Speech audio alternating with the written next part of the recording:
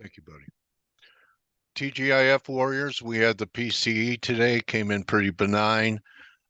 Since it is Friday, let's take a look at some weekly charts to give us an idea of all the noise that happened this week with everything that happened. Euro still the weakness against the dollar, closing lower on the week. You can see the red candle. It's not closed yet, but it's actually fading now. Here's another look. Just look at the daily. And we're higher on the day. We held this 108 level. Still my contention, there's going to be a chance to buy it. I'm thinking more like 78.6 now. So between 107, 106 and here, I'll be looking for longs if they set up here in the next couple of weeks. Pound continues to be stubborn, had another up week, tried to break out, hasn't. I don't see anything to do. I'm still waiting for 105 in the Dixie. Aussie, a little bit of an up week, but doesn't look like any kind of bottom. If it gave me a chance to sell it next week at 680, I would do it. I'm looking for 64, which would then have equality with the left shoulder. So I'm anticipating a right shoulder being formed equal to the left shoulder. So here's your neckline right here, a little bit underneath the 200 week moving average, which comes in at 70. So looking for this 64 level to be very important. I think that we'll have some nice divergences setting up there before that happens. We had the BOJ this week, and I said, after the BOJ, we had a rally back towards 149. You sell it. It only got up to 48.60. Didn't even take out this high, so I didn't catch it. If you did, that's great. The recovery hasn't been really that great either. I still think no matter what happens, if we pull back or not, that there's still going to be a move up towards 149. And what has me thinking that again is yields. So yields backed off again from the 420 level, but I'm expecting 425. I've been talking about that for a while with an outside shot. 425 is 38% back of this whole move. There's the daily. 425, 4.5, it's 38%. Halfway back's about 440. I think that could happen, especially with we have some offerings, some treasury offerings, depending upon what kind of package they put together. I think it will continue to put a little bit more pressure on rates because I still don't think that the TLT correction has run its course.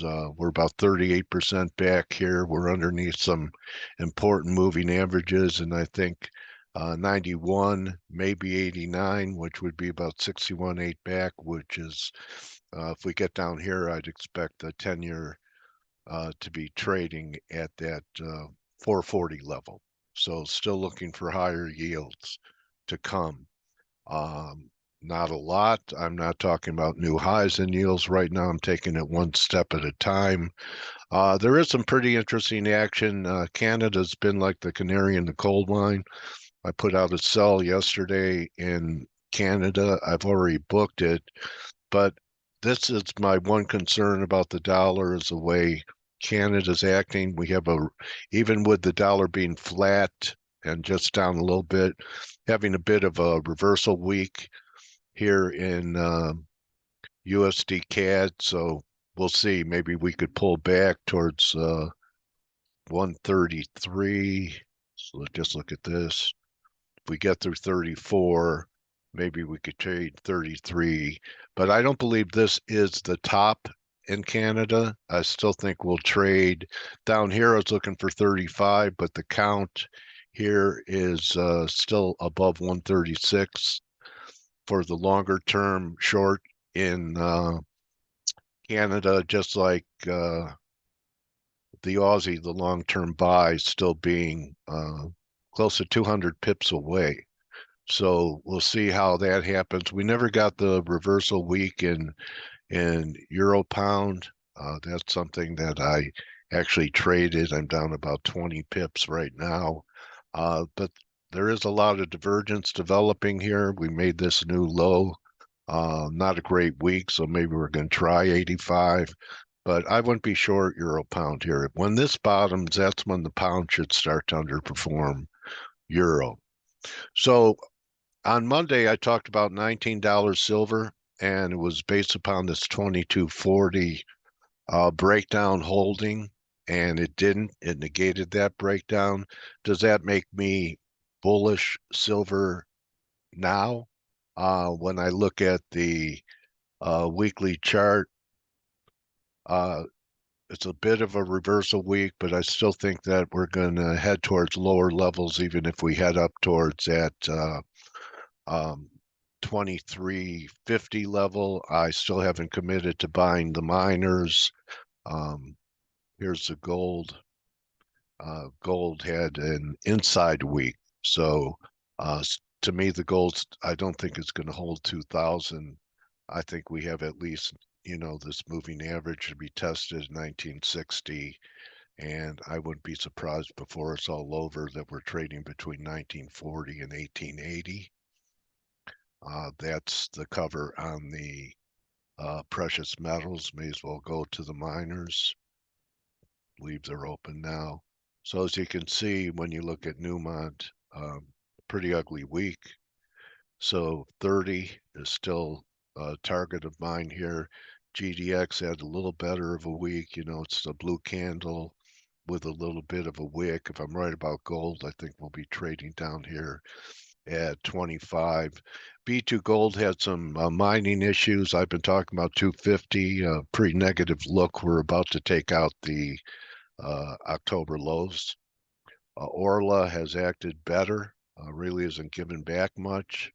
Not a bad looking week, but I'm not going to chase this either. I'm going to be patient. It's hard not to get FOMO, but I am going to be patient with that one. When we get to some of the other silver charts, we're still diverging down here in Endeavor, but on a weekly basis, it still hasn't done anything right. I think that when it's all said and done, that we'll get something like first of all, daily key reversal, where the market will open sharply lower, and by the end of the day, take out the prior day's high. And when you do it on a weekly basis, for example, we could go to 160 or 55 and next week, and then if we closed above this week's high, that would be a better signal. Fortuna, still playing, still kind of an ugly week. That's not the kind of weekly candle I would buy. After we had that this week, I said, the month is ending pretty soon. I think we have 5 trading days next week, but the monthlies on all the golds are still pretty negative. And I don't think you bottom with this kind of monthly. So here's a monthly there. Here's a monthly in Newmont, pretty ugly.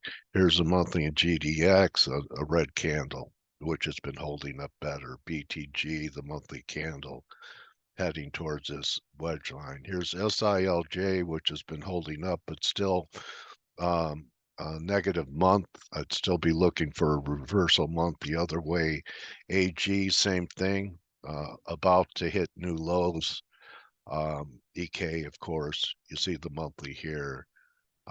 So pretty lousy January in the miners, and which my viewers and people that follow me should feel okay about because they avoided going through this pain for the month of January. If you got long in December, you caught a nice rally, but if you didn't book it, you're underwater again. And a couple other markets that I do want to cover. On Monday, I talked about buying the VIX, that I liked the VIX, that it wasn't making new lows, along with the S&Ps making new highs. So here's your daily. It's trying to come out of this bottom. We need closes over 15, and it could attack it again. And I just want to show you the difference that we're getting in. Here's a weekly. We're getting a 2-week reversal. Looks like it held the 9-week here. So this could be the surprise. Here's S&Ps. Another great week. Interday, and we got to that 4,900 level I've been talking about. But the divergence is pretty glaring. The better divergence is in the Dow. Look at the Dow. When you look at this, new all-time highs here. All right, I mean, that's pretty glaring. So we've been diverging since mid-December, and Dow's making new highs without the RSI even being close to 70. Here's NASDAQ. It's acting a little bit weaker. I want to point out Apple only got back to the highs and could be rolling over again. I've been talking about Amazon possibly topping. You know, you're diverging there quite a bit. NVIDIA's lower today. AMD is lower today. So I'm not looking for a crash. I'm looking for a correction. Maybe some type of swoosh in the S&P could get the gold shares to capitulate to the downside. And I'm also keeping an eye on the Widowmaker nat gas. I talked about it the other day. We filled the gap. That was exhaustion. We have divergence over 30 on the daily, but I want to see what shorter time frames look like here at new lows, because this was pretty lousy mo at the bottom when we gapped. So we need to retest, trade $2 and see what happens here on shorter time frames. But I am stalking it. It's the first time you've heard me talk about it in quite some time, and $2 natural gas is pretty cheap. So we'll see. Maybe they even want to run for these lows, which are, around 206. So we'll see what happens. It's did nothing right on the week, but it's on my watch list. Tesla got bombed this week. People that have been following me and Mike's shows know that I've been a bear in Tesla, and that I said we would take out the October lows, which happened this week on earnings. I think that's really a wrap, guys, for the week. Still trying to be patient for 104.70 to 105 in the Dixie. Dixie kind of having just a neutral week. There it is. It's unchanged. Are we going to pull back towards 102 first before we make the move to 105? That's possible, and it becomes even more likely if we take out this important low, which is near the breakout at 102.75. That would take us down to about 101.80 before the market would start anything, and that would be a dollar buy. So if we go into February with the dollar selling off, that's a dollar buying opportunity for me.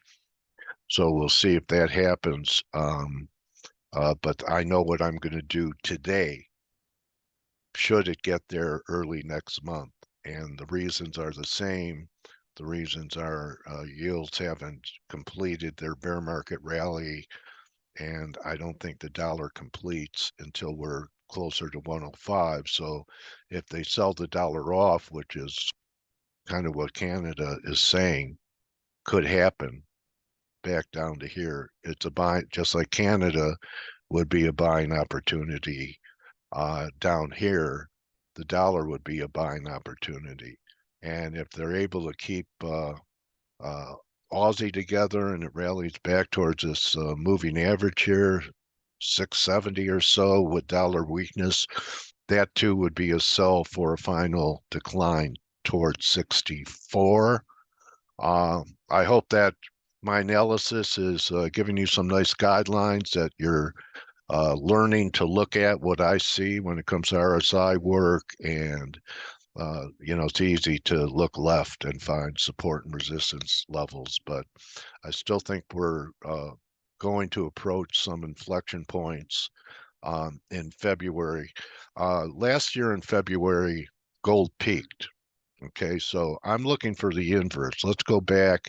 And there is, we'll see if it happens again, a traditional thing called a February break in commodities. So I'll just show you what happened last year. So last year in February, we had this break.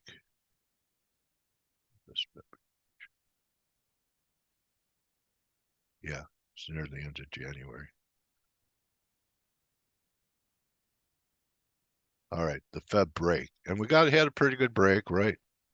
About 100 and what's a high here? $160 from here.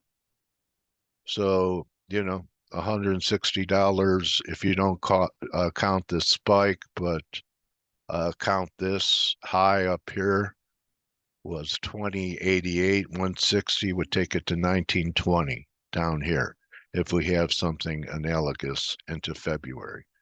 And so if we have this Fed break, I think we'll be putting in lows in the gold and something that I think is going to be good for a few years.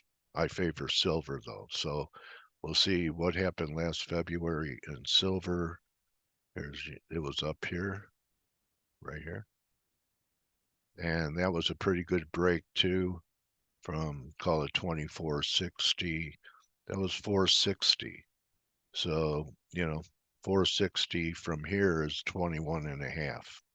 So it hasn't fulfilled the Fed break. So this line, no, not too many people talk about 19, most looking to buy it around 21.20, but we'll see. So hope everyone has a great weekend. See everyone in the room. Good hunting the rest of the day.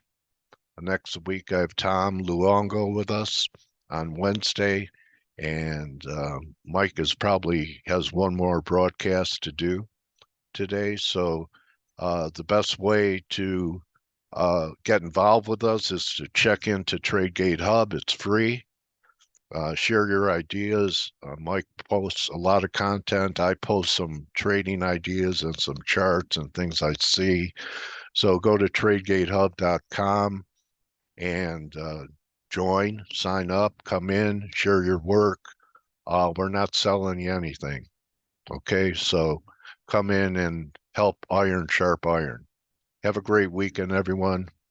See you Monday.